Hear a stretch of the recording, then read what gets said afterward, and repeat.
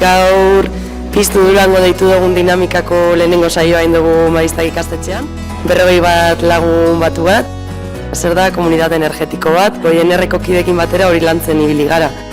Zertarako balio dau energia komunitate batek? Alde batetik kontsuma murrizteko, energia subiranotasuna lortzeko, tokiko ekonomia bultzatzeko eta aurrezki ekonomikoa lortzeko. Herritarren parte hartzea daukaten elkarte kooperatibak izango dira komunitate energetikoak, non irabazi asmo gabeko elkarteak izango diren eta eguneko energia berriztagarri bultzada edo bilatzen duten taldeak izango diren. Gaur garatu dugu zen edo irudikatu dugu zen proiektuen artean aholkularitza bulego bat, energia berriztagarriaren sorkuntzarako ideia desberdinak eta mugikortasuna.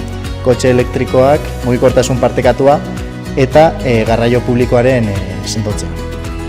Gaur egungo energia ereduan eraldaketa bat eman behar dela, energia herritarron eskubide bezala ulertu behar dugula uste dugu eta hor pausak emoteko prest gauz.